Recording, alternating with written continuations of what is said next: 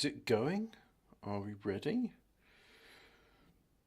Um, da, da, da. I have to load the game, don't I? Yes, there we go. Oh, it's been a busy day for me.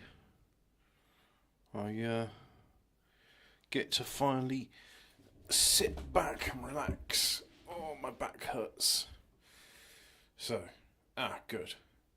GOG, which I don't like. Um, I know it's good old games, but GOG.com just makes me think of Gog and Magog. Indie games on sale, and Beyond the Steel Sky is being promoted, and Beyond the Steel Sky 85% off, £4.50. So yeah, if I click on that, go to my library, and then Fallout London, which doesn't work. I'll give it a go when I reinstall Windows. Once I'm done with this playthrough, I can reinstall Windows. Although I may have to hold off because... that's good. Right, I'm recharging some lithium-ion cells. And I've just got 2 sets done, because I've been making extensive use of my head-mounted lamp. Very useful for when you need to do detail work. And over the past few days, I think, I've probably done 8-hour shifts. I've built myself a lorry. If you're curious, I'll post the link in the description. I have built myself, it's a Lego Technic, and it's called the Mac Anthem. Lego Technic, and then it's got a serial number, which is 42078. So what I'll go ahead and do is, I'll just post it in the chat. There you go, if you're looking at the replay, you can see it for yourself and see its features. 2,595 pieces. And there's 2 models. One of them is a semi-articulated lorry with a half-size shipping container, and it's got some deployable arms. And the other model is a bin lorry. And I don't know why with the bin lorry, but I got about halfway through building it and thought, I'm bored with this. And then I gave up.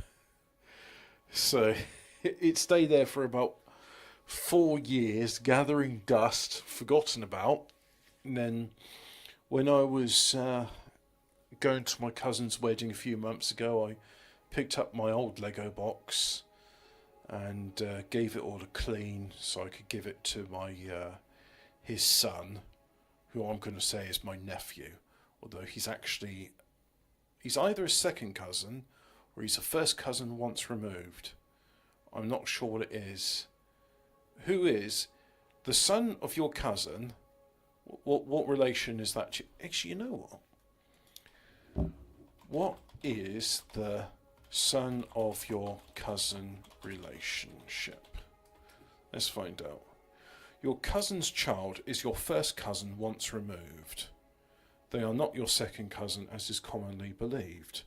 The appropriate name for addressing your cousin's child is niece or nephew, even though they're actually first cousins once removed. They would call you aunt or uncle, and your children would simply call them cousins, although they are really second cousins. I see, okay. I didn't know that. There we go. First cousin once removed, although he's my nephew, really. So yeah, he gets all my old Lego, and then I saw this. I saw a graph this evening. I will get into the game, don't worry. I saw a graph, and it was shown like hobbies which women find distasteful in men. And actually, let's see if I can find that graph. Hobbies which women find distasteful in men. I was surprised to find that bird watching was in a list.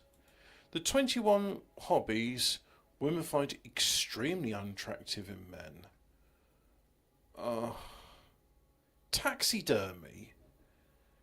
oh, I'm sorry, but taxidermy is like, it's not a hobby. That's a profession. It's like saying, oh, I find it extremely unattractive that when men are a roofer.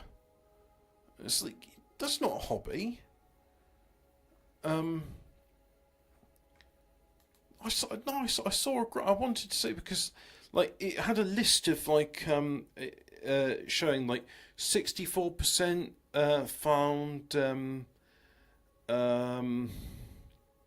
found computer games unattractive. 34%, that was bottom on the list, found found bird watching unattractive, and then included in that I think was model making and wargaming, so like painting miniatures and having games of those. And I thought, right, well, I'm going to build some industrial strength women repellent there. I'm going to rebuild the lorry, and I've just finished it, and I've been hunched over my desk, which is much better than how I used to do it as a child, where my legs would be splayed out, sat on the floor, building it, and it was an absolute pleasure to build. I mean, some parts were annoying when it was like looking for a needle in a haystack full of needles, but I eventually found all the pieces. Wow, actually there's 2 decorative bricks I could not find. So I'm going to go over the model the next few days, just checking against the guide, going like, oh yeah, that's missing and that's missing. I don't care so much about the decorative pieces because I mean I'm not really care about the cosmetics, but the structural pieces. If you look at that model, and I hope you are, because after all, there's nothing else to do whilst I'm having a blabble, whilst I'm babbling on, having a rabble. No, rabble is not one. Whilst I'm having a chat about what I've been up to with my hobbies.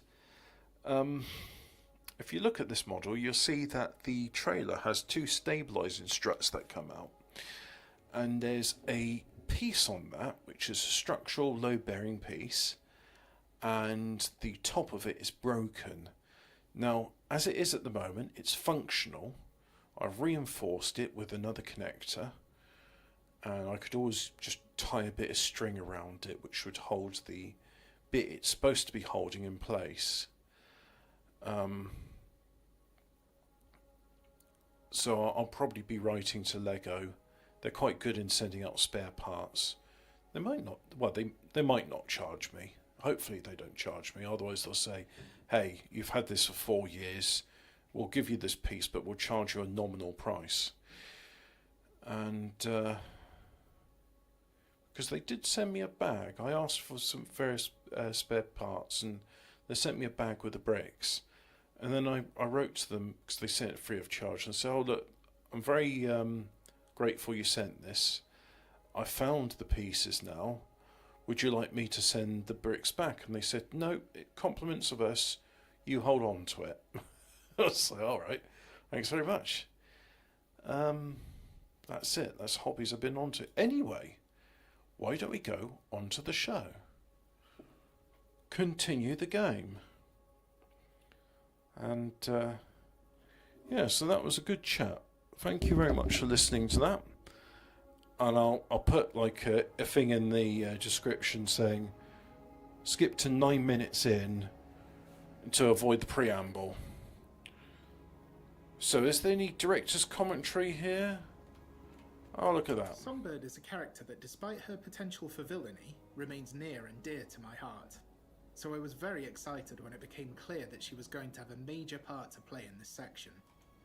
Originally, the scene played out so that if she was bad, then she got thumped and knocked out by Danielle when she returned to inside the city walls. Who's Danielle? If she was good, then she and Danielle became the best of friends.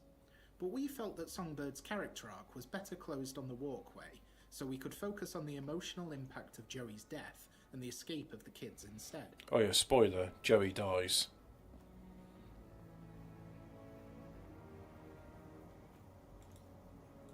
I'd used one of these things to build Joey's first shell.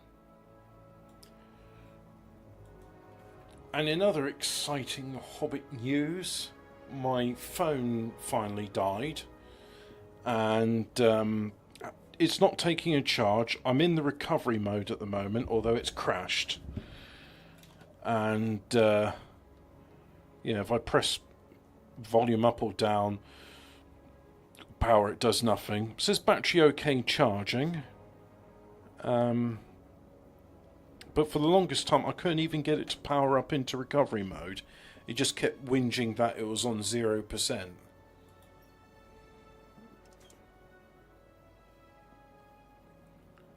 A 6-slot toaster. Who's having that much toast in one go? And surely it'd be cold by the time you butter like 3 or 4 slices. Oh. Press lever. I didn't hear it pop up. With individual browning controls on each one. I suppose what you could do... Oh, I see. It just comes up silently. Mini Ks were bad enough without toasting them too. Hello, Alphabet Cat. Is this your laptop or phone you were talking about? Yeah, it's my phone. I'm tempted to unplug it, but then I'm worried if I do that, it will be permanently bricked. So I think what I'll do is I'll just leave it on the charge until Tuesday. That's when the phone repair shop comes up, and then have a talk with them about how to proceed. I'd rather not spend the money on putting a new battery in it. I'd rather just go, because I've got another phone, as I was having problems with it before. I'd rather just take all the valuable stuff I've got off of it, back it up, and then I can sort of consign it to a drawer somewhere. I'd used one of these things to build Joey's first shell. A 6, I haven't seen one in the greasy spin cut. I suppose they have their purpose there. Yeah, that makes sense. Although, if I was in the cafe, the true industrial toaster is one which it doesn't have slots which toast pops up. You have a conveyor belt. You put your toast in, and the browning guide just changes the speed of the conveyor belt. So it sort of goes in, and then the one I've seen, it sort of drops down. It's like a U-shaped conveyor belt. So it goes in on the top, drops down, and then it slides out on the bottom. Yeah, my phone's Android, so I press power button and volume down, which this morning did nothing, even though I charged it all night. And did it again today. It's been charging all day, so it's had like 24 hours of charge. And, oh, do I have anything else in my inventory I can use? Graham's photograph? No. Spangles? No. The valve wheel? No. Damaged HoloLens. All just useless junk. What plugs are those? I think... Can we get a close look at them? So, it's not quite visible, and a lot is hidden by the plastic shroud, but I'm guessing those are US style plugs. Australian plugs. Let me just have a look at some Australian plugs to familiarise myself with. Australian mains plug, which, by the way, it is a it's a US standard, the Australian plug. The Americans came up with it. It is essentially the 2 prongs that you get in the US socket, but they've splayed them out so you can only put them in one way. And the Americans, because the current vertical slots that are parallel was popular there, it never really took off. So I'm just having a look at it now. They use red, green and black wires. I suppose like our old standard then. They do have switch sockets like us. Surface socket outlet and plug. Wow, this is all new to me, so I've never seen any of this before. Let's see. Got switches. They have a 15 amp. They have 15 amp outlet. Standard single phase 230 domestic outlet in Australia using are rated at 10 amps. Heavy duty application serial outputs are currently rating up to 32. Okay. Does the 32 amp fit in the standard socket? The 15 amp and the 10 amp look the same. 20 amp.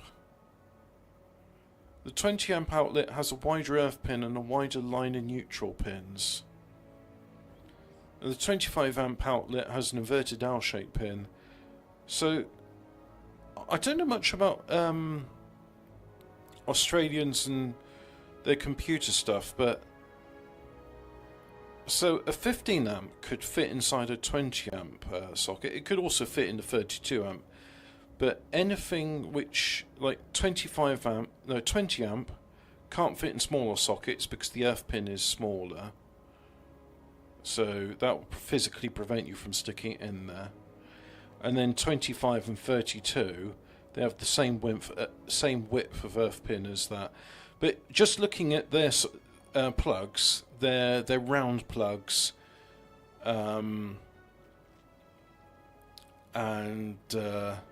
yeah, they're round plugs. I'll have a bit more read about that later, actually, because it's quite interesting. But yeah, those plugs there, those are not Australian standard. USB plugs are rubbish. I think some US plugs have 3 pins, but they really only for high power appliances, I think. It's one of the reasons why Americans don't really use electric kettles.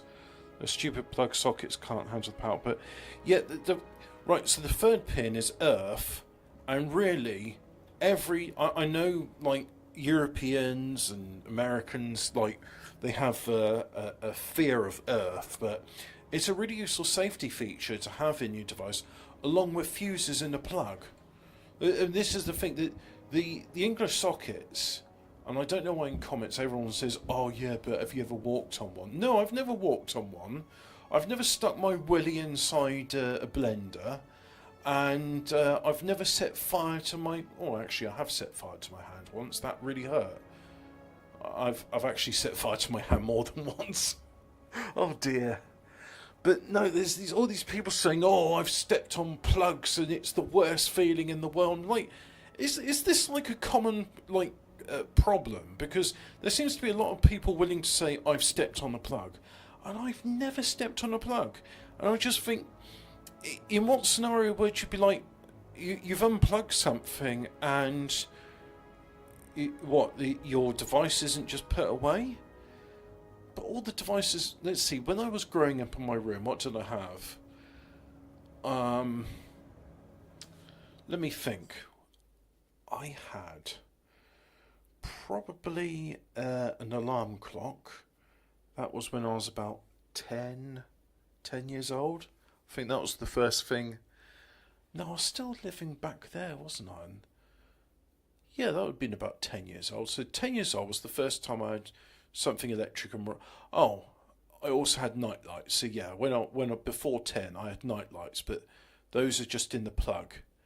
And... those are just in the socket. And when I unplugged those... when I didn't want to use them, I just switched them off at the socket. I mean, very rarely a vacuum cleaner would be in my room, and then one of the sockets would be used. And then I think when I was, I don't remember when exactly, but when I became a teenager, I got a television in my room, and I had a hand-me-down tape player. That was good. It's nice being able to record my own programs. Don't think I ever bothered with a DVD player, because I could have one in the computer. And then, yeah, when I was about 15 or so, I had my own computer, and that always was plugged in at the wall and never got unplugged. So, yeah. Anyway, back to the game. It's been a very sort of... it's been a very sort of...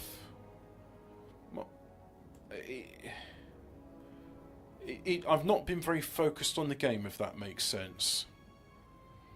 It's been nice just to have a little chat. The scene where the children leave Union City requires a lot of mocap, which I captured during work from home due to COVID-19. Because of the length of this cutscene, I prepared by separating out each character's arc and what they do in each shot, so I could do all of Foster's mocap, then all of Danielle's, then all of Arana's. This way I could stay in character for each in turn, following their emotional journey, rather than chopping and changing between people. I've mentioned a number of points in earlier animation commentaries that all play a role here. The different postures for Arana and Danielle show their different personalities and physical characteristics. So, wait, is the only person that does mocap that woman? Hang on.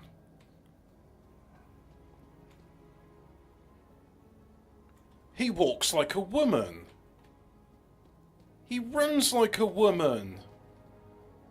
Oh, look, I might upset a few people here, and I'm just like, look, UK government. I'm just stating, I'm stating biological reality here. I'm not transphobic in any way, shape, or form. I love all people equally, especially transsexuals. But, when I did biology, one of the things that was impressioned on me was the differences in female and male skeletal structures. The skull is slightly different shape, the eye sockets are, and pertinent to this discussion, the hips on females are wider, and the ball and socket joint where the femurs attached to the hips has a different angle than the male ones. And for that reason, males, when they run, their legs tend to stay more together. There's less of a gap between the thighs, and the women's thighs, there's more of a gap in between the thighs, which is useful for giving birth, but a bit of a detriment when it comes to running. And yeah, Emmeline Dobson did the mocap for everybody in this game. I don't know, he just doesn't. I haven't noticed up until this point. I've not sort of remarked on it, but because to be honest, I haven't really been looking at Foster in the way he walks. It's just like, oh yeah, you know, you got the animation there and it's a given, but I've been sort of looking like, right, what's the objective? I've not been like going, have you actually portrayed how the male anatomy works with your female motion capture artist? Good evening, Frith Wolf. There's a new June game out, or am I late on that? Yeah, what's the name of the new June game? Because I've got one which is a strategy game, but I didn't think much of it. They might have added some new content since then, but it just, Doors for the land trains. I don't like the art or the well, I suppose the artwork's okay, but it is the soundtrack of it I don't like. Maybe I should play it again, but instead listen to Spice Opera, the real Dune soundtrack. I watched the latest Dune film a few days ago. I actually thought it was pretty decent, especially considering a lot of the modern films are dross. Yet it's good in spite of the. It's good in spite of. I liked some parts of it. It's like saying there's this meal with dog shit in it, but I ate around the dog shit and the bits I ate didn't taste too bad. It's still got a steaming pile of dog shit in it. There was clearly some sort of pressure pad or proximity sensor to detect the land trains. And then this one. The land trains were recalled by satellite. There had to be a dish somewhere nearby. And then there's a Shutters were protecting something. Delicate equipment, I assumed. Right, so I'm going to be doing some hacking soon, but I don't think is there any movie posters here? I'll double check the thing. Different muscle structure on both men and women that affects it. You know, something I heard the other day, and this wasn't taught to me in biology, so I'd like to know whether it's true or not. Female and male muscle tissue is different. Now, in terms of skin, I know it's different because the pore structure is different, the cellulose content, the composition is different. I don't know whether like lungs or other organs have differences between men and women.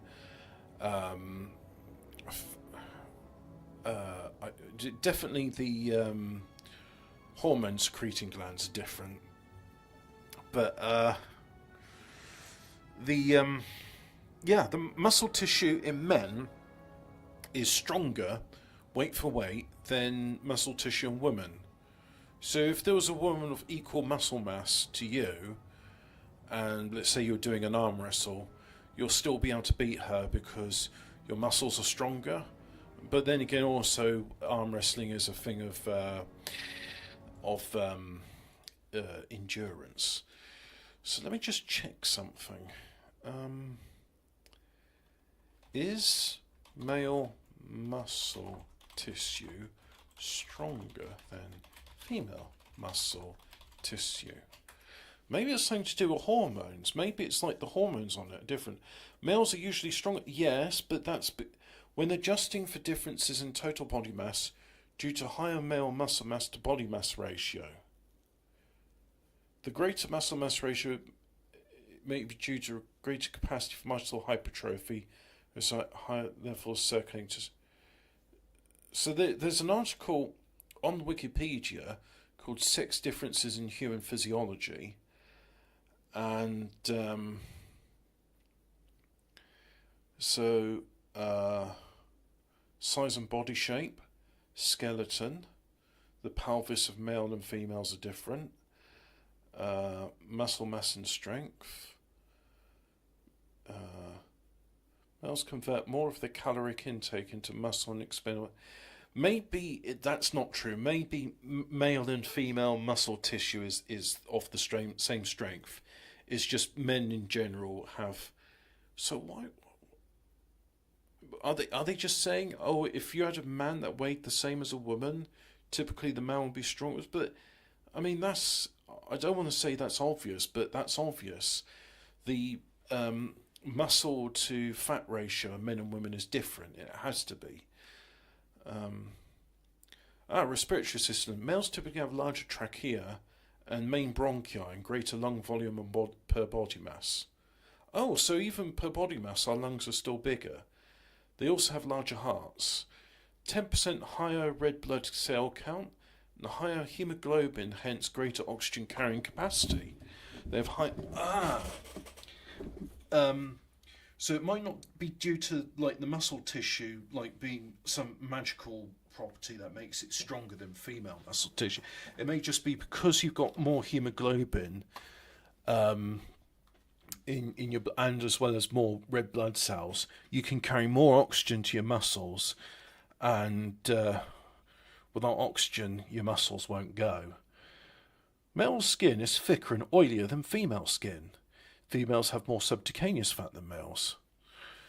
And that helps them survive lower temperatures than males during the cold. Why is it always women, though, I say? I just, amongst women I've been with, they tend to like things hotter than men. But they're fat. They've got more fat in the skin, which is more insulating, so they're better able to withstand cold temperatures. Now, as far as I understand, I'm going to do a sweeping generalization here, right? Women are better suited for survival than men, and men have more strength. Women are better suited for survival. They'll last longer in times of famine, and they generally, their immune systems are stronger,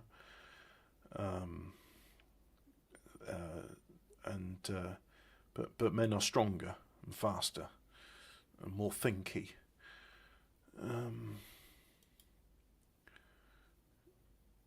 Male in lighter complected humans, male skin is visibly redder. This is due to greater blood volume than melanin.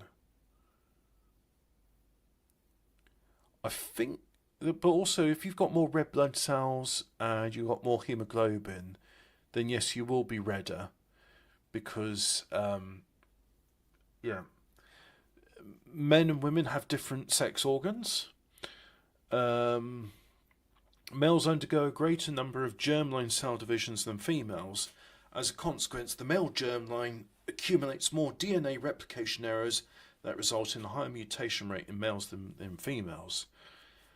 This is why you get more men than women that are autistic, amongst other things.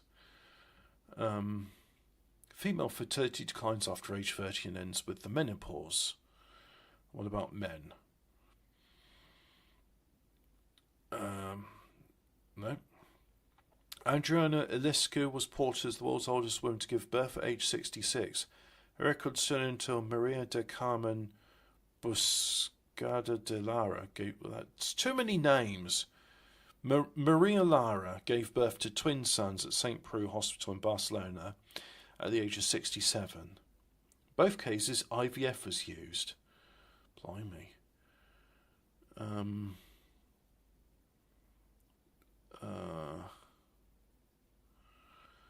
Anyway, I was going to look at. I was going to look up the. I was going to. Come on, brain. You're not doing too well today, are you, brain? You were better at this. Too much Lego. Over the past 2 or 3 days, in probably doing 8 or more hours a day, I've finished doing this Lego thing. Right at the top of the chat is the Lego lorry I built, and I'm a bit brain dead. I'm sorry. So let's just have a look. Beyond Steel Sky walkthrough, and I do remember what I was doing here, which is I'm swapping around some shutter controls so that the toaster's lever will affect the satellite or something. I just want to make sure, is there any posters to look at?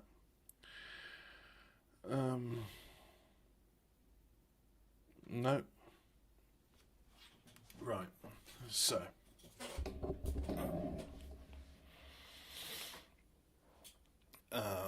Back to the game. Sorry, I'm 1 minute behind. Just think it should be connected to free. Men are more suited to extreme weather conditions, though. Lego Technic. Yeah, the lorry I built. I'll just post it in here. There you go. There's the product page for it, which, by the way, includes the manuals. Because my cousin, he said, "Oh, there's this thing called Lego Builder app, and it's got a limited selection of the models."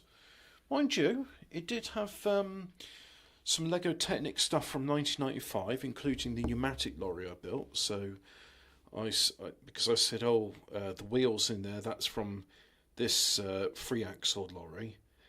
And then there was another one which was like a submarine and a tipper. And but then I thought, no, I'll go on the website rather than using the app. Because you have to sign in and all that, so I can't be bothered creating an account for stuff. But if you go on the Lego website, it's just like, yep, here's our product, here's the serial number, and here's PDF manuals for both models that you can make with it. I quite like that with the Lego sets. The larger ones, they tend to have 2 or 3 models that you can build. That's why it took me 24 hours to build it, and I could have built it quicker than that, but I was searching for many different needles and many different haystacks, and in the end I gave up, and I just thought, well, look, you're asking for a 7-piece there, and I've got one in black, whereas you're asking for one in dark grey. I'm just going to use the black one and then move on to the next bit. That was it. I don't know if you ever watch these streams, like replay them, but I'm going to do in the description, like skip to 9 minutes in to get to the gameplay, but haven't done much of that, have we? You know, we could have completed the game by now.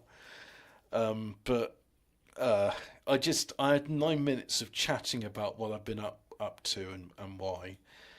So yeah, there's no posters in this, so let's go ahead and do some gameplay. Oh yeah, have OBS in it. I measured the trailer, by the way, for this, and it's one end to the other. It's 20 inches long, and that's not including the tractor, so it's probably somewhere between 3 and 4 foot long. I don't have enough room to put it on my desk, so I've put all 3 sections, the shipping container, trailer and lorry tractor unit, on my floor. I'll probably take them upstairs, put them on the windowsill later. And the reason I put them in 3 separate sections is I was playing with the arms. I had to rebuild them because I had the cogs on both sides, and because of that, they were a reverse of each other. When one arm was extending, the other one was contracting. And now they're both going the same way, but they're out of sync. So I'm going to have to make sure they're lined up with one another, which will be fun. But anyway, there's the toaster.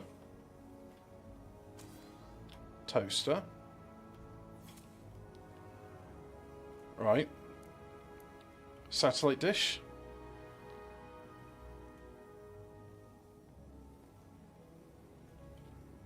Apparently there's nothing here except land train doors.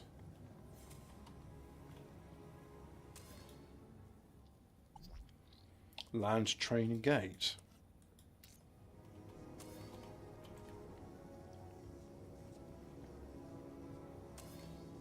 Signal system.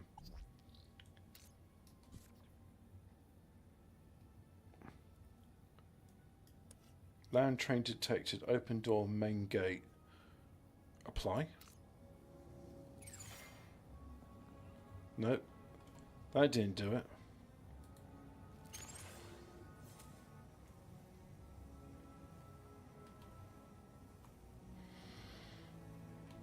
Oh, the storm shutter. Yeah, that's what I need to work on, is the storm shutter. So I go outside.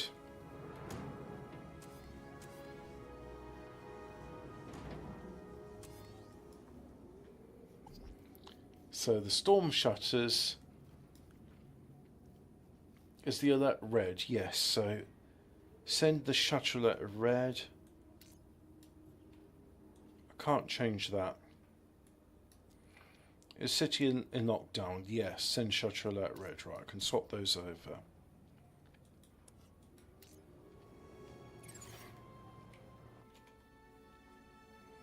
Oh, did I see a bit of yes, there is. There's a bit of commentary. At one point, Alonzo was going to survive the fall and return in rather corny Hollywood style to fight Foster. The idea was dropped, but a chain of design decisions had already been made. A pile of cans were placed on the ground to break his fall, and this gave us the opportunity to bulk up some of the behaviour of 4IR, in particular to collect the cans and dispose of them in the sludge. When we reversed out of the decision to save Alonzo, we had already designed and implemented the cans and 4IR's route, and we rather liked the way it worked. So 4IR's affection for all the little cans, which he expresses right at the start, is actually a hangover from a later puzzle that got cut. Oh, I see. I did wonder about that. But anyway, now I've exposed the window.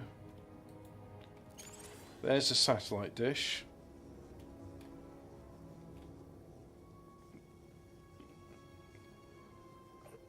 And can I get to the toaster?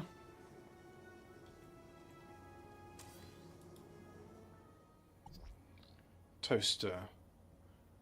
Lever pressed, heat. Transmit land train fleet. Apply. Let's press the lever. And now the land train fleet should... There's a cutscene.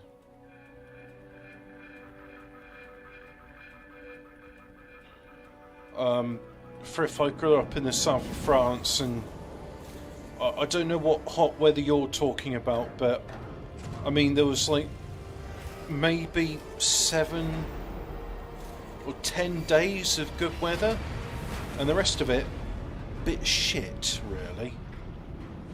So I missed out on that hot weather you enjoyed.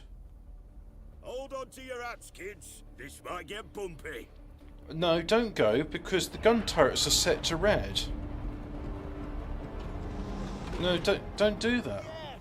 Go, Wendell, go! No, the gun turrets are red. I haven't set them to green yet.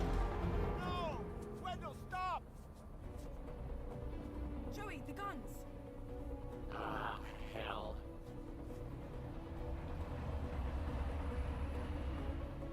Look after Foster for me, will you? Joey, what are you doing? Oh well. Never mind, eh? I never liked him anyway.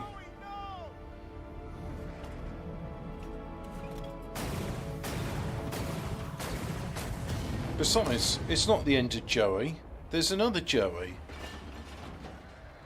I mean, just because his original motherboard is now destroyed, doesn't mean he's gone.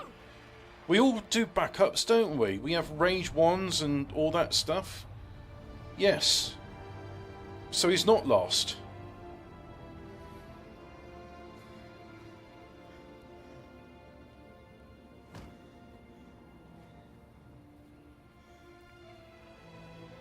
Stupid dumbass.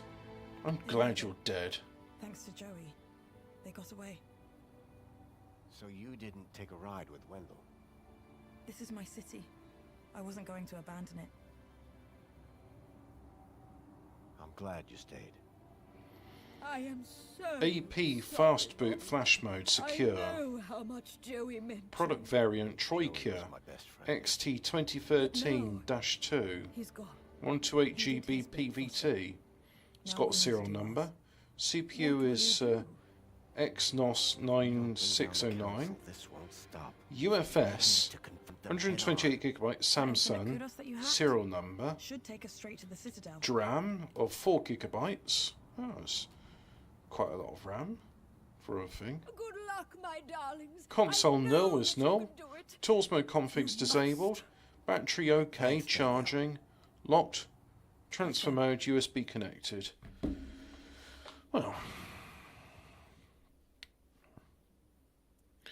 Well, if you remember in Beneath the Steel Sky, when Joey's body, so Have you ever been up here he before? gets free Citadel's shells, off limits, unless you're council. and A lot of oh, unhappy good, he people keeps his the What do you new think the council will deal with cool them? clothing. That's good. I think they'll come down hard. So, I agree.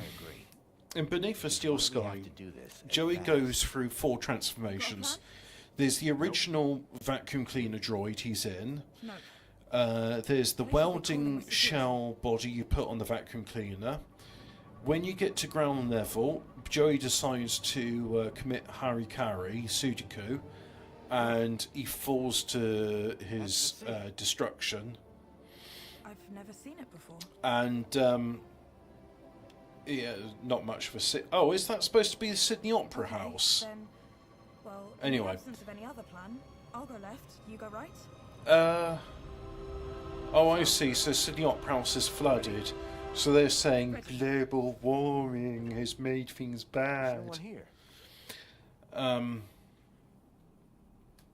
But yeah, so he gets the vacuum shell, and then you're without him for quite some time until you get into the underground layer with Link. You put him into a medical droid, so he can float around for a bit. Doesn't last very long in that because of the fight with the android. And then eventually you've got his motherboard and you put it into one of the android stations, and a copy of it is loaded into Joey. And Joey's now what's running Union City.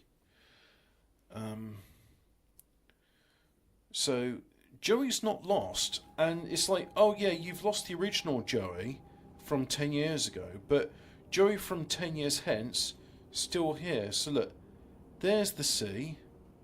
See, there it is. Well, so the Citadel is actually on the edge of units. So there's like the perimeter of it. There's the city.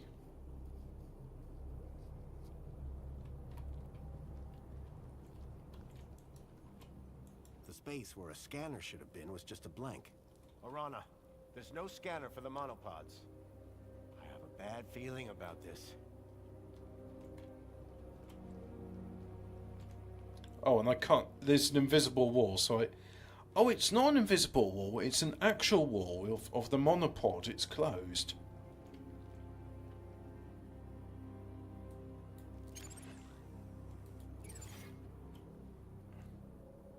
So I'm trying to look out, you see, and there's the one. So that's the perimeter wall of Union City, and then beyond it is C. And do you see it there? I think that's Sydney Opera House, isn't it? Yeah. Look, can you see? I know it's getting obscured by clouds, but that sort of dome shape is. Yeah. Oh yeah, sorry, global warming's old hat. We call it climate change now because did you know climate can change? We got to pay taxes and drink from paper straws because of the climate. Finally, Foster has reached the Citadel, the place where Joey's ministers reside. He has come to realize that, though well-meaning, each ministry has become malign and is a threat to the people of Union City. But at this point, he can't understand how or why. As I mentioned, the ministries are based on Maslow's hierarchy of needs. I've included a commentary for each ministry to convey our intentions. Bad feeling. Me too. Don't worry. I've got your back. They do indeed have the best window. Hey, no, can't offer a mini K or spankles or anything else. And I can't walk past her, so I guess we only got one direction. Can I walk past? Yeah, I can walk past you now. Fuck you, bitch. Right. Yeah, you see that? Oh, I see. As soon as I look at it, it's just like, oh, we got some clouds now. Well, forgive me for actually like taking a moment to try and admire like your artwork and go like, oh, this is an interesting city you've made, isn't it? Very interesting. Seeing the scale of Union City, it's actually smaller than what I thought it would be.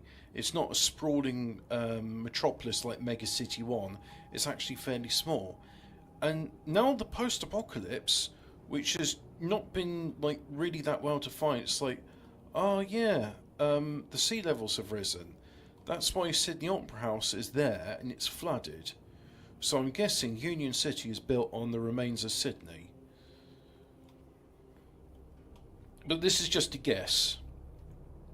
It may just be the artist saying, oh well look, it's in Australia, what landmarks have we got? Well, there's Ayers Rock, which is now called Climate Change, or there's Sydney Opera House. I know they changed its name to something else. Like the rock formerly known as Ayers has now got a new name. So anyway, we're on to the this. Let me just double check.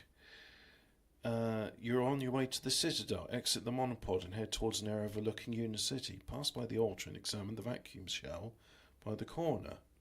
The cutscene enters bullet time when the droids are about to track you in Arana. Gauge the scanner and hack both the stalker droids. So, there is a poster. Before sitting on the chair, examine an area behind it. This poster is hidden pretty well.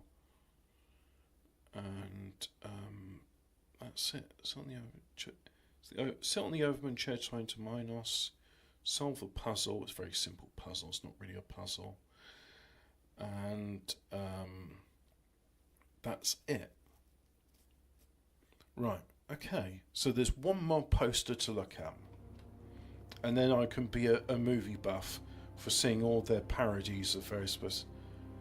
Well, this is a nice looking place, isn't it? You know, it's pretty cool. And, you know, it's a sort of testament to Joey's artistic vision. It's like, I like hexagons.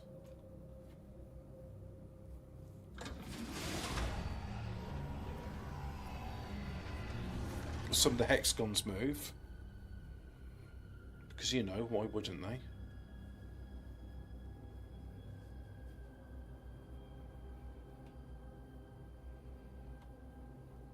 Talk to Arana again. Hey, Let's just do this. Oh, excuse me. Oh, that's better. After fulfilling basic needs, the minister sought to make people happy by offering more and more. But rampant consumerism has been achieved by destroying the environment and desolating their so-called ally, Agio City. Ferrying land trains full of more and more goods that are less and less useful. The plenty of Union City will collapse. It is based on a lie.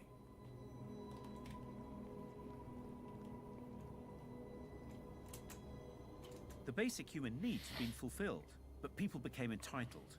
Droids waited on them hand, and where they were bipedal, on foot. But it didn't make people happier, so Joey strived to make them more and more comfortable. But despite luxuriant comfort, happiness dropped. Do you think Dave Gibbons' artwork for the game suits it well? Thing is, I mean, I probably have read some of his comics, but, don't know. Union City looked amazing. You could almost forget about the troubles below. What troubles? I've just given everyone Infinity Kudos, which will create some chaos. Ah ha ha ha ha ha! Ah ha ha ha ha ha! Ah ha ha ha ha! Chaos, yes!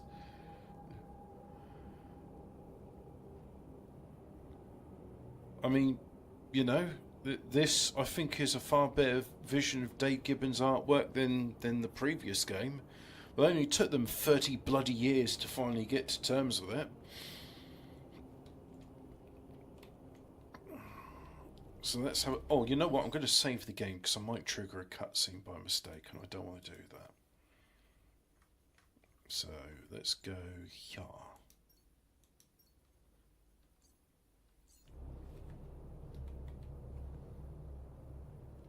The ministry enclosed the citizens within a wall and pointed guns out at an invented enemy. An enemy that doesn't exist. The people live in fear of what lurks on the other side of the wall. A fear of the unknown. The walls form a mighty fortress, but to the people inside, it's a prison. There's no threat from the Gap, although the Gap should, and do, fear Union City. With people's basic needs satisfied, they really should have been happy, but they lacked ambition. They needed to be encouraged to aspire, to achieve self-fulfillment and self-esteem, reach their full potential, and become happy. After all, today is Aspiration Day, the ultimate celebration. Kudos made people aspire as individuals, but they turned against each other. Songbird and Graham initially loved each other, but their differing aspirations soon destroyed their relationship. The promise of a meritocracy was no such thing. The celebration of aspiration drove people to never be satisfied with their own achievements, but to judge themselves against others. People turned against each other.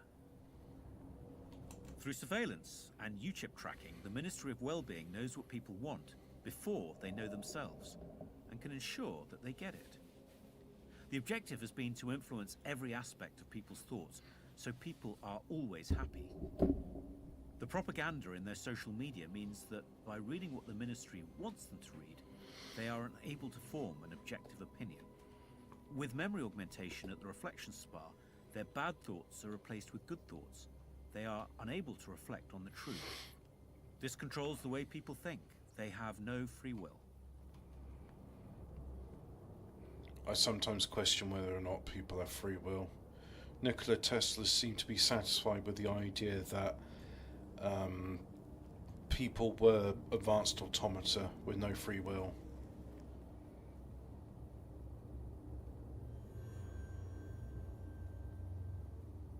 Ah, Foster.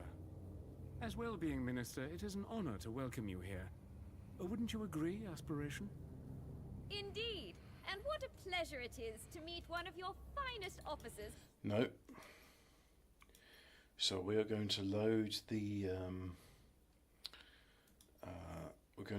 manual save I just made.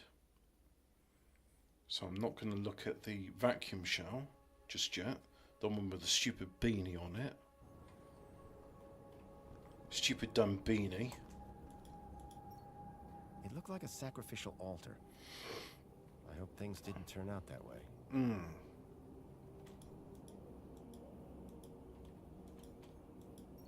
The place was like an amphitheater. So removed from the people below. This is not the design of an amphitheater. I mean, you could have people sit on these platforms, but where's your stage? Unless you're saying that the... And that's it, right. Time to trigger the cutscene. Yeah, you're right, Alphabet Cat. People ain't what they used to be.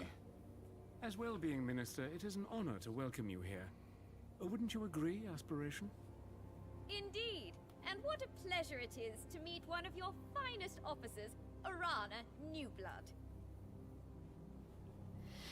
Well, come along now. It's perfectly safe. More than happy to answer any questions you have, please.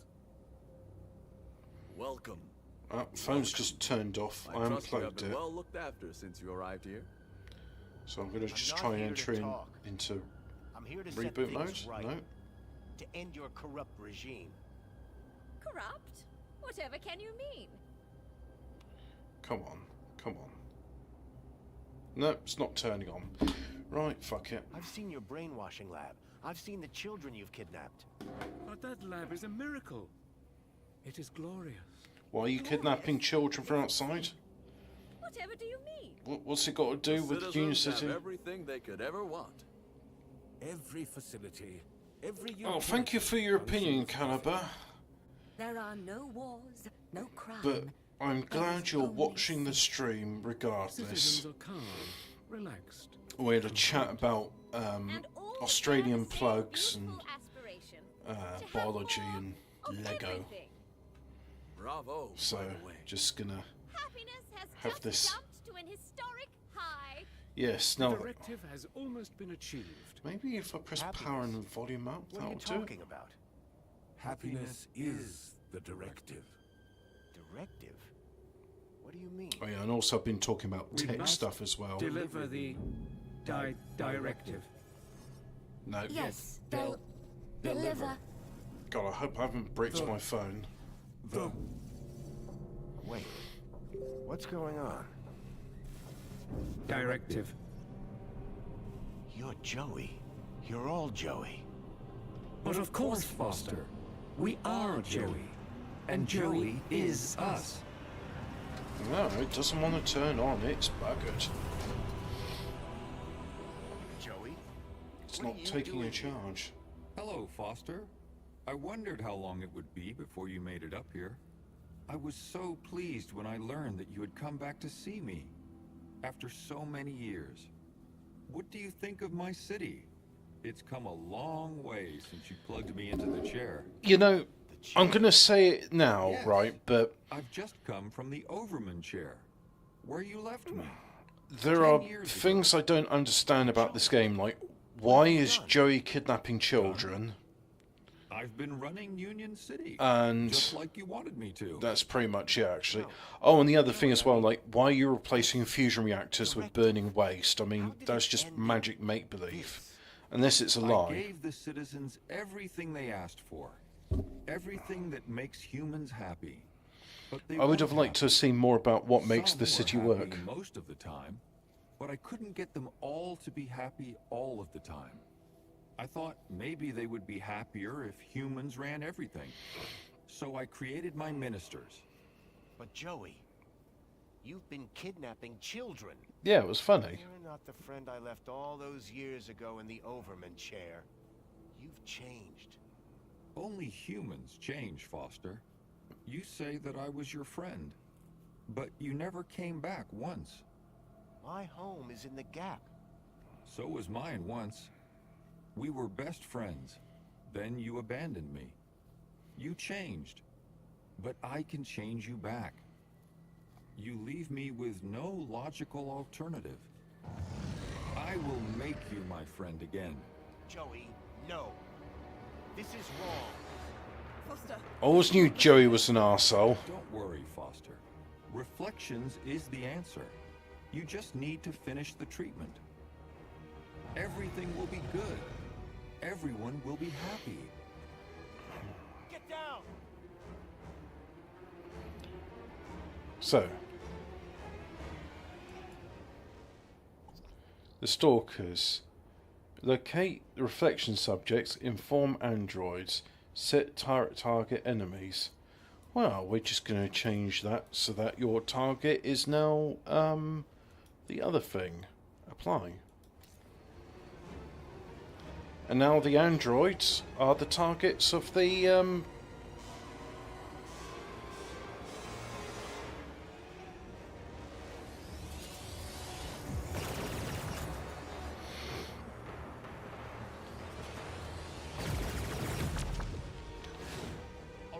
not the most efficient of combat. Do it. Are you gonna be... Just go!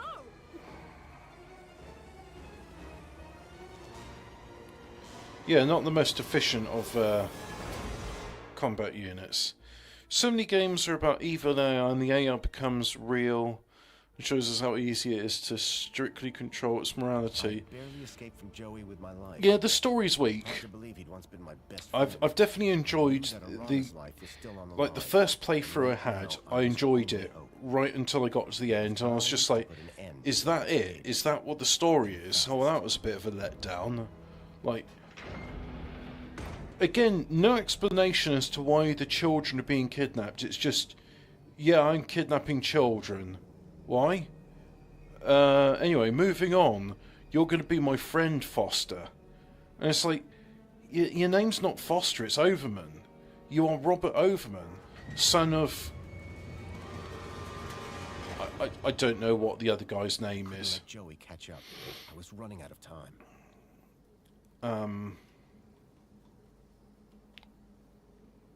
These old tunnels under Union City extend for miles and hide many dark secrets.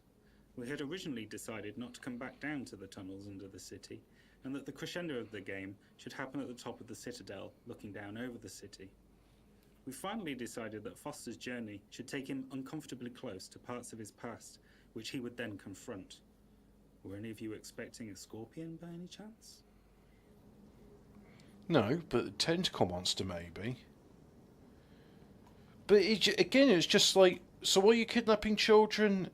So the entire premise of this game can happen, and that you come back to Union City. If they actually just said, I knew if I kidnapped children, you'd come and investigate Union City.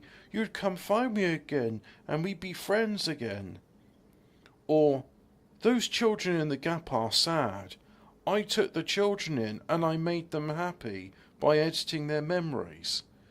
But there's just no explanation. It's just like, why are you kidnapping children? Because I'm evil, bitch. If they just left it at that, I'd be like, oh, okay, you're evil, and that's why you're doing it. Right, fair enough.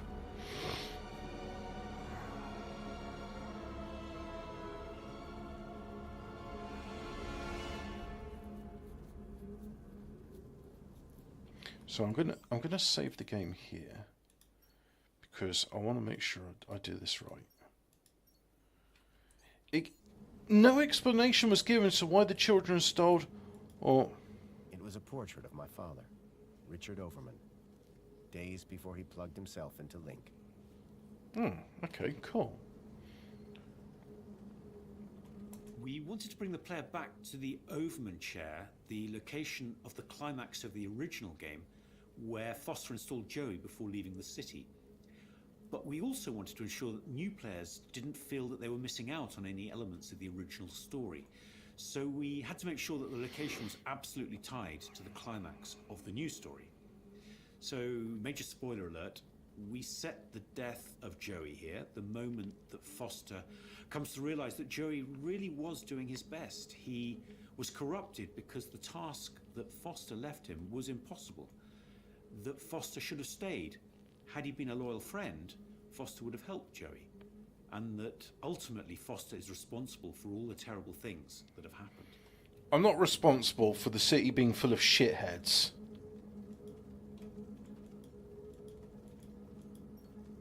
I never thought I'd see that chair again. For the first time in a long time, I felt fear.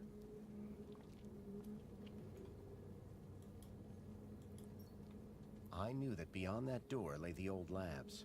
It was pointless going in there. Well, yeah, because there's no walkway. As part of the script, where Foster's on his way to the Citadel, this was a very interesting narrative turning point that had to be handled extremely delicately, because it was our hope. It was our hope that we had set up the player to have the same sort of thing. Lure of the Temptress. Yes, I should Joey play was that still game alive, at some point. The Joey left in charge at the end of the last Beneath the Steel Sky, and wait. So if you came in from here, he had been corrupted by humans because only humans are capable of evil. Yeah. So this bunch of folks who formed the council were some. So that's evil where you bunch came in from of the old people who bent the mind of Joey to think in a particular way that benefited them, to have the entire city under their thumb. The real answer, the real reveal, was that the council is not twisting Joey, but in fact Joey twisted himself. Joey is not being corrupted, but Joey was not corrupted by the council. He was the council.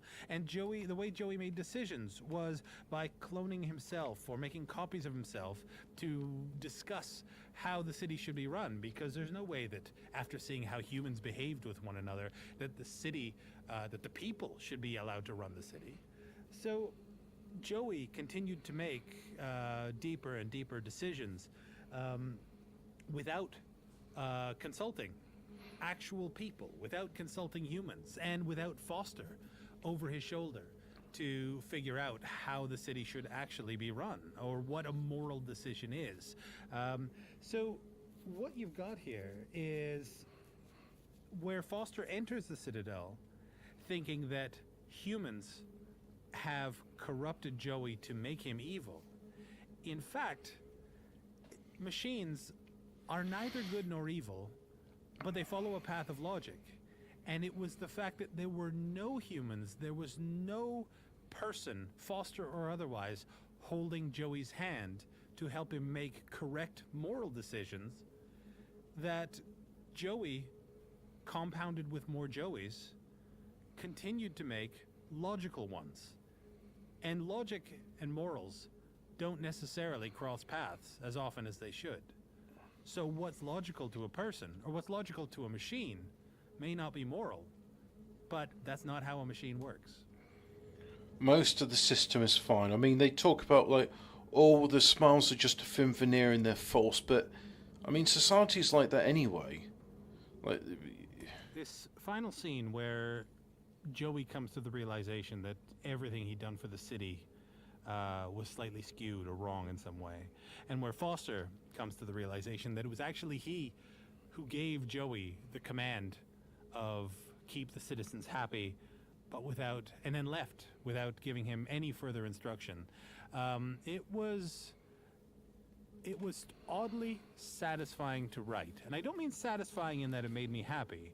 I mean that it was satisfying in that everything that we had done up to that point, we knew that this scene was coming. We knew that the setup of Foster saying, make the citizens of Union City happy, and then walking out the door, and having Joey the machine compound the meaning of that statement over and over and over again to try to find ways to keep the city. What does it mean to keep the city happy? How much do I break this down? When is my programming finished? It wasn't about Joey trying to solve a human problem. It was Joey being given a human instruction, but solving it the way a machine would, through logic. Joey wanted to please Foster, but Joey wanted to complete his mission. He wanted to close down his program. And with his last mandate being, make the citizens of Union City happy, given to him by Foster, knowing as a human what that meant, what the nuances of that meant, is something that a machine could never fully fathom. And so, Right. with Joey in Foster's arms, almost regressing Yeah. to the point where he was a child. Right. He didn't understand Interesting. anything he had done. He was You don't reading say. his own program Wow, to fascinating. erase in order to find the flaw. And with Foster there, knowing that he had left Joey in this position, it was almost like giving a toddler the keys to the city. And that all-powerful toddler did a fantastic job to a degree, and then began to lose his way and had no one to hold his hand to take him through the rest of it. So the satisfaction in writing that scene was the knowledge that all of the setup that we had put in place from the beginning of a project, let's say 5-6 years in the making, was leading to that point. And writing the script almost in continuity. This guy is explaining the most common monkey paw tropes. You're right, he this part of is. the script And it's just was completing the script. It Of the wasn't game. like it was interesting what he was saying. It was like I was trying to turn my phone on and it's taking a charge, but it's saying it's not taking a charge. And apparently phones have got this truly is a thing wonderful where genre. it's like Adventure games command so much loyalty and passion. So many people remember so many details. apparently you about can't adventures run they the played phone 30 or more with years no ago. battery It's in it, incredible. which is annoying. Because In with the old late 90s, laptops you could. Publishers had decided that adventures were old-fashioned. They wanted the latest 3D visceral game, which would appeal to what they perceived to be the new console generation. And since in those days games could only be released through a publisher, I was absolutely certain that all our games were destined to be forgotten within a few years, and the idea of a sequel after almost 3 decades would have been utterly unthinkable. So I just want to thank you for playing Beyond the Steel Sky and for being an incredible community. Right. It's a huge privilege Stroke my ego to have some been more. able to write adventure games Yeah. for 4 decades. Cool.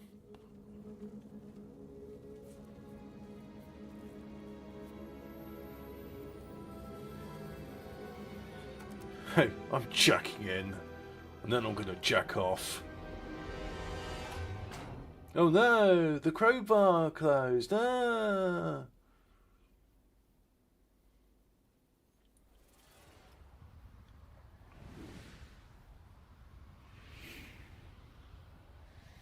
Oh, hexagons. Wow, it's the future.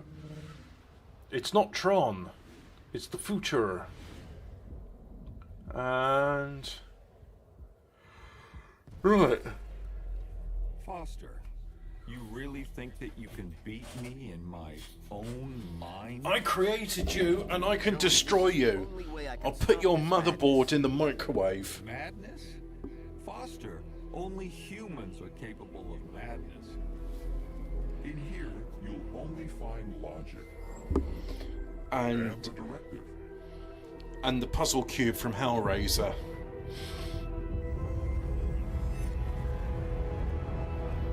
Oh, he's from Wogga Wogga Land.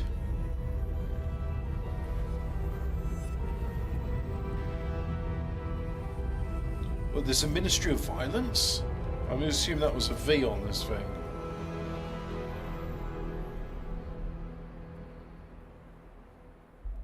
At Wellbeing, I ensure that our citizens are always happy.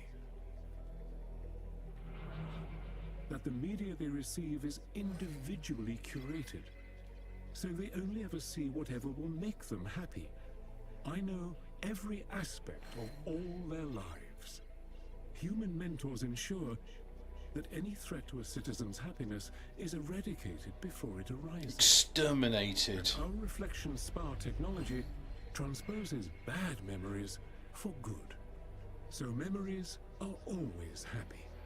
It What just about their free reminds will? me of You are imposing your vision of human happiness, not Ren and theirs. Stimpy, where he puts that helmet on Ren's head. It forces him to be happy all the time, worse, and he goes Your mad ultimate thought control from requires being cruel happy. experimentation on kidnapped children. Wait, Gap children, not the children of citizens. what do you mean cruel experimentate? None of that has been explained. Two could play at this game. If they were going to twist the truth, I would just have to bend it back.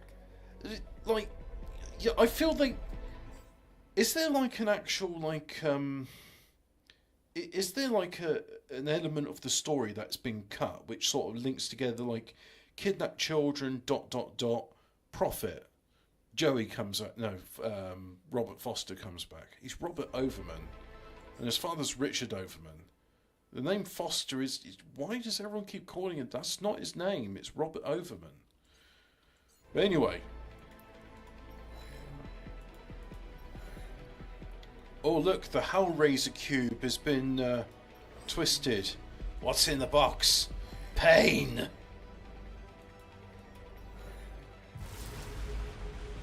Joey, look.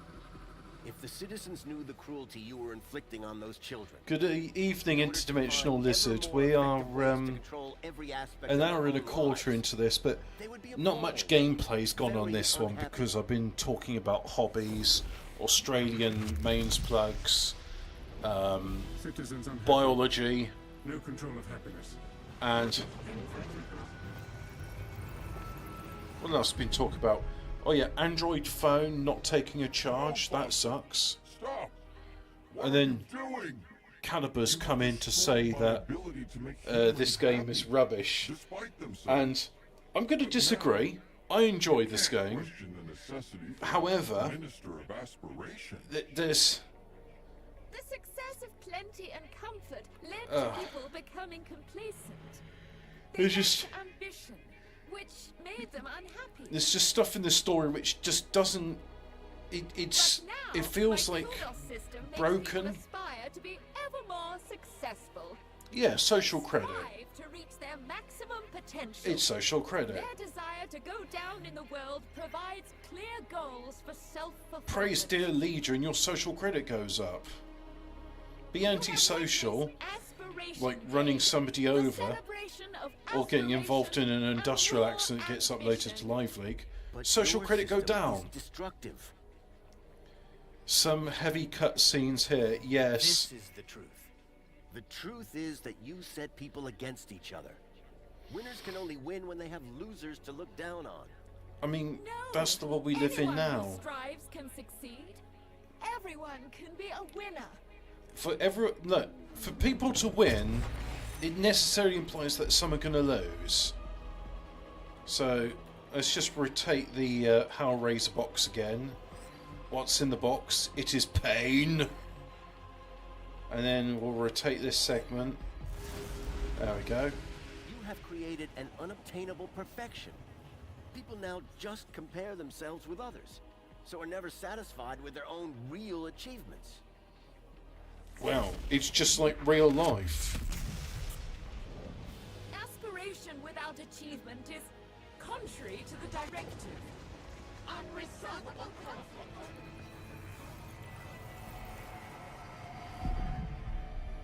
We can have the Ministry of Violence next, or the Ministry of Rama Rama. How can you fault me for inspiring the citizens? I made them safe, secure. Minister of Safety. Violence. There is no logic yes, that look. could possibly challenge my ministry. There's a V there. The V for violence. Freedom from fear. And red, the colour of blood. Blood shed from violence. I agree, I like a bit of violence. Go inextricably together, and there is nowhere safer than inside these walls. Uh-huh. There is no war here. Yeah, that's gay. Boring. The citizens do live in fear. Fear of the unknown. This is the truth. You ensure that they can't ever leave the city. But they are safe in here, protected by these walls. Protected against what? People that, like, bathe once a month? Oh no, this Hellraiser box is even more labyrinthine than the other ones. Oh, it's a bit tricky. Every day they live in fear of what unknowns lurk outside the city walls. What mind-bending puzzles we have. We have such sights to show you. I really hate the Hellraiser films. God, it's not that they're bad, they're actually quite good, but it's the subject matter on them, it truly is horrifying. Their safety is by making them safe. I am enslaving them. Anyway, divide by 0. Insoluble paradox. Are we going to have Minister of Rama Rama or Minister of tired white male, evil white male, bigoted white male? The old city was primitive. Oh, there we go. Comfort. Sown through the drudgery of its people. Physical labor, endless, undignified, inhuman. But my ministry, Comfort, removed those burdens. Liberated people from drudgery. Now my droids cook, clean, maintain, manage everything for the citizens. And wipe their own asses. They do. This is the truth. But this has led your citizens Goo goo to gaga. become apathetic, lethargic.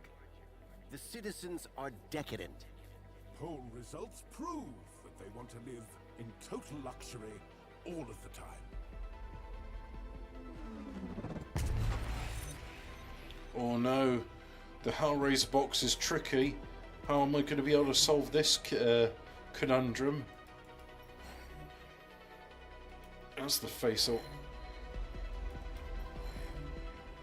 Oh, actually, that will do.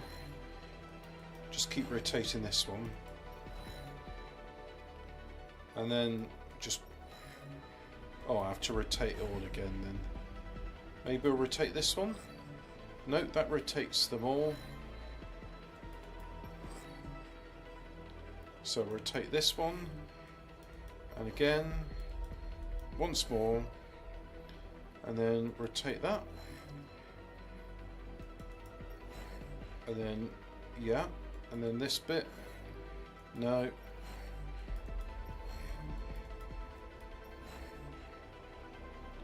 So I need that to be a different part, but this bit is different as well.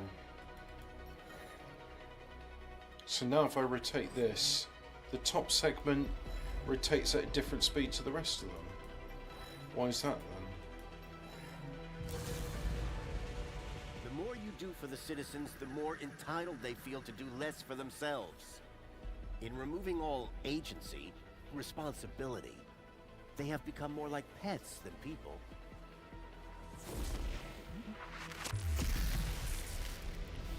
But decadence is incompatible with happiness. Humans are not logical.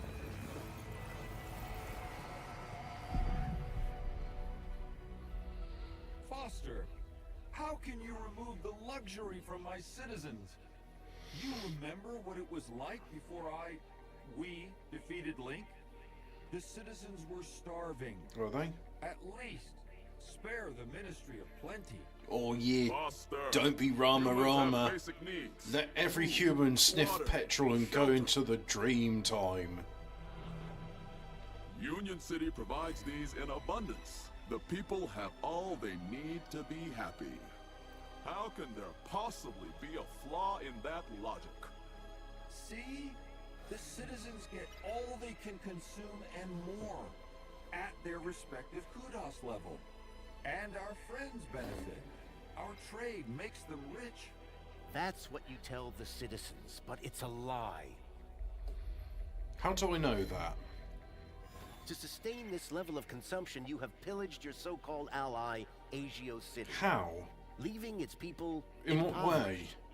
Your ministry, like the others, must go. What evidence do you have to suggest this? How will they survive? I mean, all you've got is hearsay from Lee saying that Azo City's like this. So, I mean, you know, like, it's so much. This is conjecture and it's flimsy. People must learn to live with what they need, rather than what they think they want. And so, ultimately, it's an unsatisfying experience, but I still enjoyed it. You know, it was nice to see it And I suppose, just like Joey's logic being flawed, the game is also flawed. It's an imperfect creation, but it was nice. I mean, I was so Union close. City, I was about to achieve the directive. it's nicer than a lot of other dystopias I've seen. Was evil. I wouldn't had mind to living destroy there. it. The directive. Better than living in China. Don't you understand? Arguably The better than directive living was in England. madness. Where did that idea come from? But Foster, the directive came from you. What? Don't you remember? It was the last command you gave to me before you left me alone to run the city. No, Joey. I didn't give you any command. Can I turn my phone on Yes, again? you did. Before Apparently you I left, can't turn it on if it's you came plugged to see in. me in the chair one last time. But if I turn it Told on me I when would it's do a great unplugged, it says job battery running low. Union City. Plug it in, it says Said you battery were okay, proud of me. charging. And I asked you, Restart boot loop Foster, recovery how mode, do I know power if I'm off. doing the right thing? What if I And set you it to said, power off? Make the citizens happy. I set it to power And off, that's what I've strived to do ever since. and then that's it. What? No, that can't be. I have perfect recall, remember? But, Joey, that wasn't a directive. Sorry, Joey, my were hacking directive, Eno. I tried so Indeed. hard, Foster. Indeed. So very, very hard to make people I gave happy, everybody like Funko you wanted. Pops But I failed, and didn't I? and updates. I guess. And if they got Like you enough said, updates, they'd get Reddit Gold, kind stranger. Too hard. Joey. Now I'm going to have to ban everybody from r/Union City. I don't want to be in charge anymore. Is my directive over? Yes, Joey. Your directive is over. Are we friends again? Yes, buddy. We're friends again. All I wanted was to make people happy. Oh yeah, then why were you rude to me all the time and sarcastic and naysaying me? And then you turned into a total Reddit moderator when I gave you control of the city.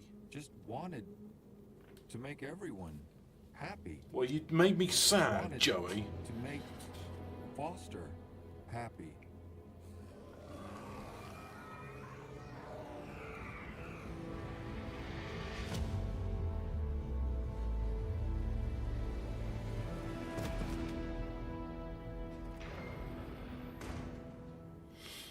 Oh, well, that's good. I mean, my phone's working and it says battery okay charging, but I know that's a lie. You did it. We did it.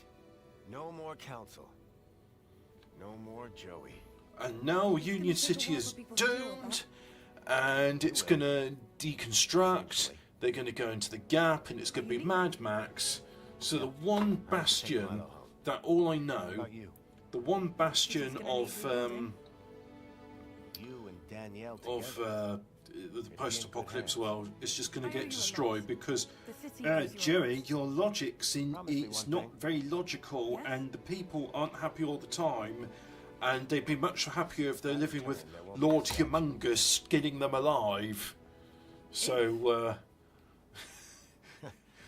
you know, people are a lot more happy when they're eking out resistance, drinking goat piss and gasoline, and Lord Humongous is setting fire to their friends, saying, "Just open the gates and walk away.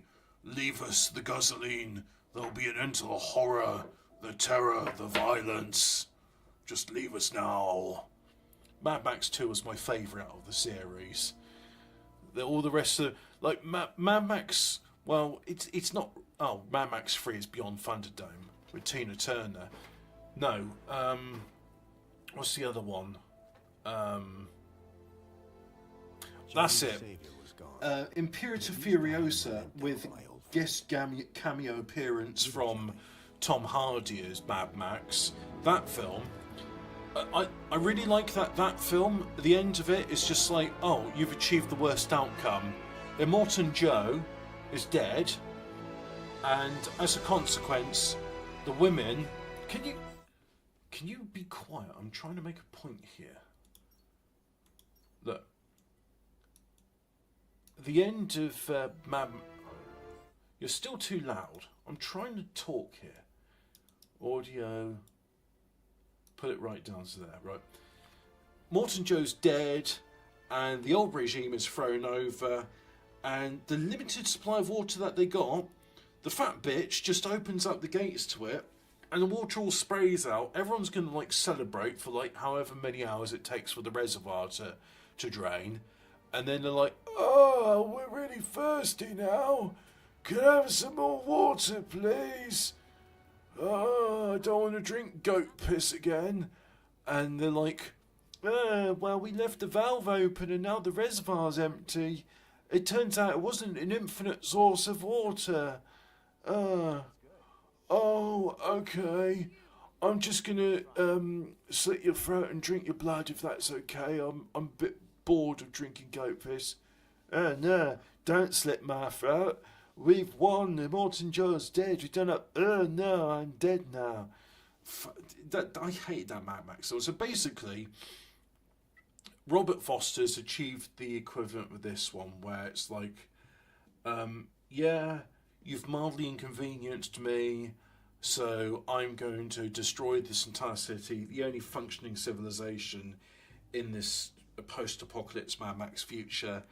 And now Songbird and all the other people that are alive in Union City are going to slit each other's throats because they don't even have a goat to drink its piss from.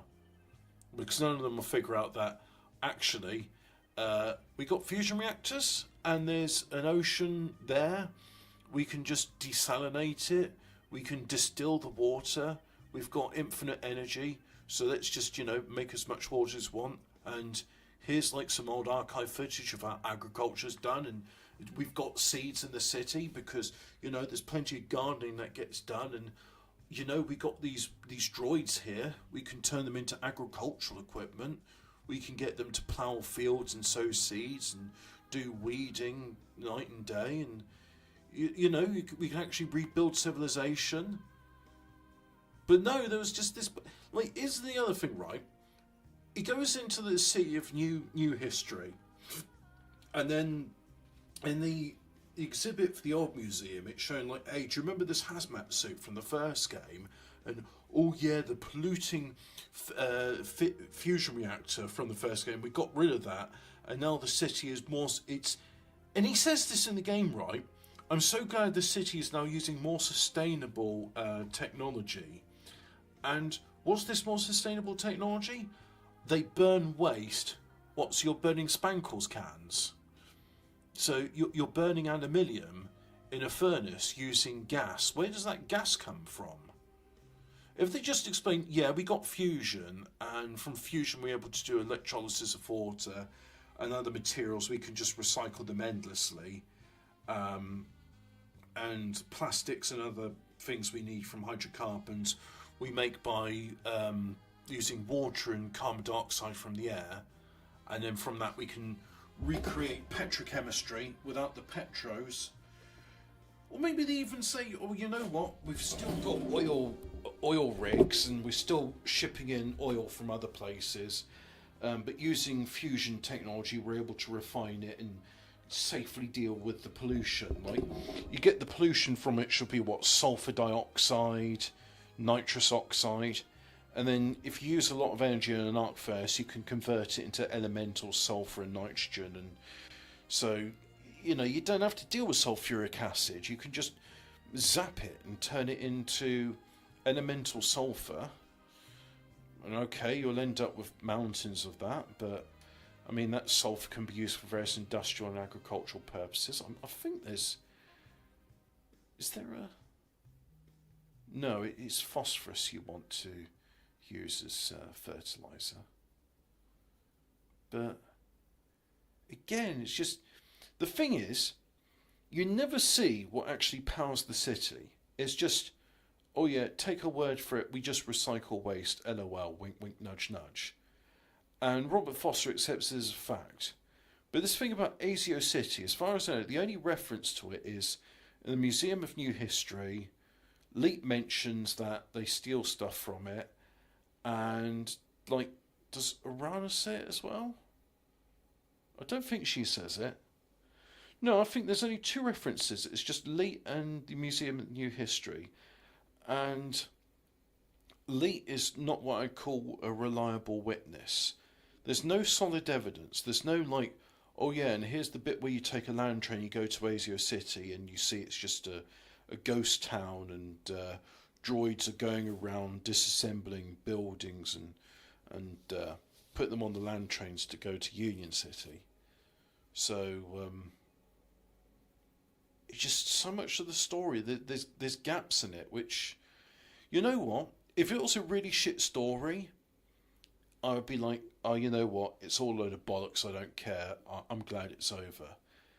The story is good enough that the holes that are in it, the glaring fucking holes in it, lead me to go, well, this is what the way I'd like it to go. This is what my criticism of it, because I like the story, I like the world, and I'd like to see it expanded upon.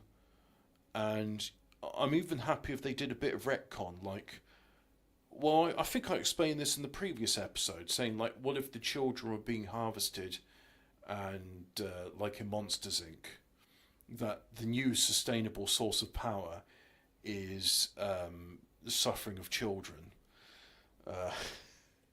Which, again, I just think, oh yeah, that's a really horrible premise, and you can't make a game which has got a young audience in mind with this dark theme in it. But then I thought, yeah, but Monsters, Inc., that's also got a dark theme of you're harvesting like the suffering of children to power the city full of monsters. I mean, that is what demons do. But yet somehow that was family friendly, so it can be done. It just needs to be, well, I think there's probably is a way to convey to children that the world they live in is not very nice, and you don't have to do it in a way which will scar them for life. Because if you look at Grimm's fairy tales and other stories which are told to children in the olden days, those things are brutal and bloody. And those are told to children. I mean, Red Riding Hood is an example of, yes, and then the lumberjack came to chase the wolf and then chopped his head off. And then Red Riding Hood laughed when she saw the arterial blood splatter her and the lumberjack as it galloped 10 foot in the air. I think that bit is left, but I definitely remember reading a story, and then the lumberjack beheaded the wolf, chopped his head off in one foul swoop. And definitely the other bit of the story was mentioned, the fact that, like, yeah, the wolf ate the grandmother.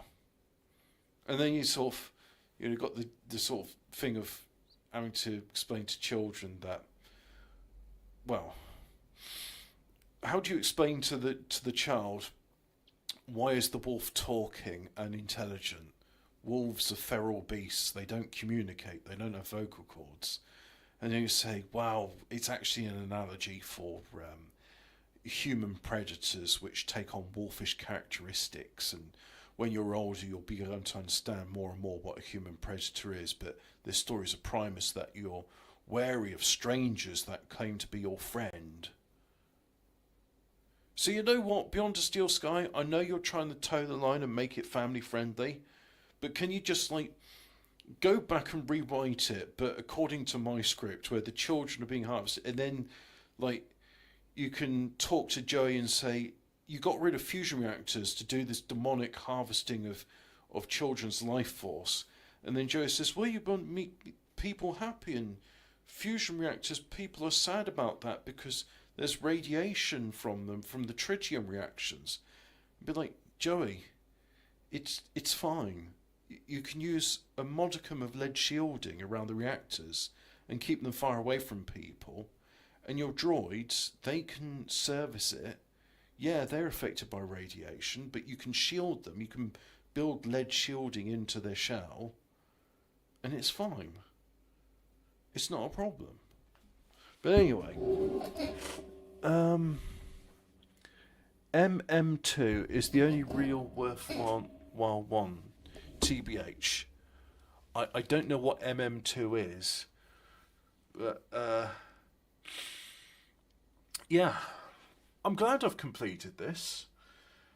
And I was going to say to myself, once I've completed the game, I'm going to reinstall Windows on my computer because there's some network issues with it, which on my experimental computer that it doesn't have these issues. And that has a, well, it's got a version of Windows 10 which I downloaded from Microsoft. Because I thought to myself, I'm just going to download it from them and see what happens. And the answer is, it's fine. I'm not saying Windows 10 is freeware, but it's never asked me to activate Windows 10. So, is Windows 10 freeware? And I think my version of Windows 10 was a very old copy I got back in 2015, which has been updated, and it's got some instabilities and some issues. And I noticed, what was it recently with it? What was the issues that it had that I thought, I've really got to reinstall it? Well, my main browser, I use Brave, doesn't like hardware acceleration. It was creating some artifacts, so I disabled that. And then for a web game I play, I use WaterFox, which does have hardware acceleration, and it's really janky. And on my experimental computer, which is a lot less powerful than the main one, it runs fine. This web game, it uses about like 4 gigabytes of RAM and a fair chunk of the CPU, but on the little one, it runs flawlessly, and on the main one, it's slow. And I was like, I don't know if that's like some instability of WaterFox. I could try another browser. I don't want Chrome. I tried it with Edge and it didn't work very well with Edge. But the other issue that's really pissing me off is I've got a network attached storage, and if I want to connect to it with the main computer, I have to turn my VPN off, which is a nuisance really, as it prevents me from using it to its fullest extent. And I'd rather not turn the VPN off because, well, I like the added layer of security it gives me. But on the experimental computer, I have the same VPN, same software, same rules, same firewall rules, and it can be connected to the virtual private network and connected to the local area network and transfer files to and from the NAS flawlessly, regardless of VPN status. And I think that, and in combination with the browser hardware caching artifacts, just made me go, right, I need to reinstall Windows on my computer. However, to do that, one of the things I need is the Steam Guard, and unfortunately the Steam Guard is on my phone. The phone which is refusing to turn on, which is somewhat disconcerting. So Tuesday, I'll see if I can, if I haven't, because I'm in the recovery mode now, but it seems like whenever I'm here, just switch tools mode, bootloader logs, barcodes, factory mode, power off, recovery mode, restart bootloader and start. So I'm going to have a go with that now. MM2 is the only real worthwhile one, TBH. Well, look, Caliber, I don't know if you're still watching or if you got bored, but if ever you, I'd like to know what MM2 is. Maybe you can write in the comments sometime. So I'm going to finish the stream now and just say thanks to everybody for watching. I had a lot of fun doing this. It was fun replaying Beyond the Steel Sky, but this time as a jerk. And yeah, that's it really. Again, thanks for watching. I'm going to do a countdown now. 5, 4, 3,